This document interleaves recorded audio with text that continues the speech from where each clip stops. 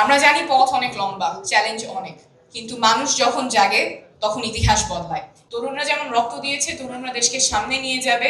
জাতীয় যুব শক্তিকে অনেক অভিনন্দন আন্তর্জাতিক যুব দিবসে এত সুন্দর একটা আয়োজন করার জন্য। আজকের অনুষ্ঠানের একটা খুব সুন্দর দিক হচ্ছে অনেকগুলো রাজনৈতিক দলের প্রতিনিধি এখানে আছেন। একসাথে তারা যুবকদের স্বপ্ন সম্ভাবনার কথা বলছে, এবং আমরা এমন রাজনৈতিক সংস্কৃতি চাই যেখানে বিভিন্ন মতের, বিভিন্ন দলের রাজনৈতিক ব্যক্তিরা একসাথে আলোচনা করবেন, কথা বলবেন, একটা সৌহার্দ্যের রাজনৈতিক সংস্কৃতি তৈরি হবে। আমরা আর পূর্বের সহিংসতার রাজনৈতিক সংস্কৃতিতে ফেরত যাব না। আগের যেমন প্রতিহিংসা সহিংসতার রাজনীতি সংস্কৃতি ছিল, সেখানে আমরা আর ফেরত যাব না। মত পার্থক্য থাকবে, মত বিভেদ থাকবে, মত বিরোধ থাকবে, কিন্তু সেটা নিয়ে আলোচনা হবে। সেটা নিয়ে আর আগের মতো আমরা প্রতিহিংসার রাজনীতিতে ফেরত যাব না। আজকে অনেকেই বলেছেন যুবকদের স্বপ্নের কথা, সম্ভাবনার কথা, কিভাবে বাংলাদেশকে যুবকরাই পরিবর্তন করতে পারবে, তরুণরা পরিবর্তন করতে পারবে। আমরা এমন রাজনীতি করব যাতে তরুণরা সক্রিয়ভাবে রাজনীতিতে অংশগ্রহণ করতে পারে, তরুণরা যাতে রাজনীতি বিমুখ না হয়ে যায়। আমরা জুলাই পদযাত্রায় দেশের প্রায় প্রত্যেকটা জেলায় দেখে এসেছি তরুণদের মধ্যে যে জোয়ার এসেছে। প্রত্যেকটা জায়গায় তারা আমাদের কাছে এসেছেন, স্বপ্নের কথা বলেছেন, সম্ভাবনার কথা বলেছেন, রাজনীতি নিয়ে সম্ভাবনার কথা বলেছেন, দেশ নিয়ে স্বপ্নের কথা বলেছেন। একটা প্রজন্মগত রূপান্তর কিন্তু ঘটে গেছে। এই যে রাজনৈতিক সচেতনতা তৈরি হয়েছে, এটা আমাদের লালন করতে হবে, সাস্টেইন করতে হবে, আরো এনহ্যান্স করতে হবে। এবং এখানে আমি আশা করব আজকে যারা যুব সংগঠন আছেন, যুব শক্তি আছেন এবং রাজনৈতিক দল আছেন, তারা এই স্বপ্নটাকে লালন করতে সাহায্য করবেন, সহযোগিতা করবেন।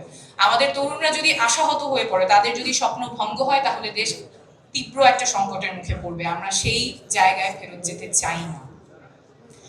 কিন্তু দুঃখের বিষয় হলো গত 1 বছর ধরে তরুণদেরকে বিভিন্নভাবে হেয় প্রতিপন্ন করা হয়েছে, ছোট করা হয়েছে। অনেক ধরনের মানহানিকর কথা হয়তো খুব ভাবনা চিন্তা ছাড়াই বলা হয়েছে, যে ছোটরা কি বোঝে, তরুণরাও তো কি বোঝে, দেশের জন্য ওরা কি জানে। কিন্তু আন্দোলনের নেতৃত্ব তরুণরাই সামনে থেকে দিয়েছে। তাই এরকম কথা যেগুলো হয়তো আমরা অনেক চিন্তা করে না বলা হয় না, কিন্তু এটার একটা ইম্প্যাক্ট আছে। তরুণদেরকে ছোট করে দেখা, হেয় করে দেখা, এই সংস্কৃতি থেকে আমাদের বের হয়ে আসতে হবে। কারণ তরুণরা আমাদের শক্তি, আমাদের স্বপ্ন তরুণরাই সামনে নিয়ে যাবে। আমি সবার প্রতি আহ্বান করব যাতে এই ভাষাগুলো, এই অ্যাটিটিউডগুলো যাতে না থাকে। তরুণরা যেমন রক্ত দিয়েছে, তরুণরা দেশকে সামনে নিয়ে যাবে, নীতি নির্ধারণীতে তাদের ভূমিকা থাকবে, দেশকে সামনে নিয়ে যাওয়ার ক্ষেত্রে তাদের ভূমিকা থাকবে।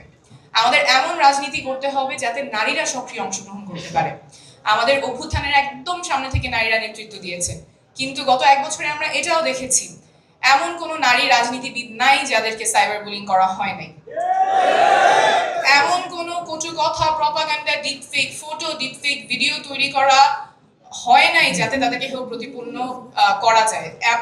এটার মানে কোনো ইয়ত্তা নাই যেভাবে নারী রাজনীতিবিদদেরকে হেয় প্রতিপন্ন করা হয়েছে। এই সংস্কৃতি আমাদের ঠেকাতে হবে এবং এখানেও তরুণরা সম্মুখ সারিতে ভূমিকা রাখবে বলে আমি আশা করি। আমরা পিছু হটবো না। যেই রাজনীতিবিদদেরকে কটূক্তি করা হয়েছে, সমালোচনা করা হয়েছে এবং সাইবার বুলি করা হয়েছে, ওনারা কিন্তু মাঠ ছাড়েননি, ওনারা আছেন এবং আমরা থাকবো। আমাদের সাথে আরো অনেকে যুক্ত হবেন।